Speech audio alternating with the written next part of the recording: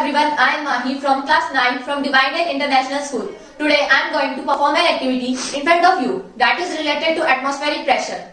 First of all, we have to know what is atmospheric pressure. The pressure that was exerted by our surrounding air is known as atmospheric pressure.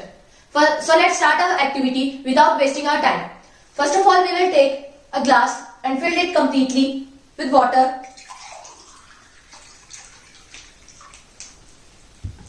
And take a sheet of paper and put it on the glass.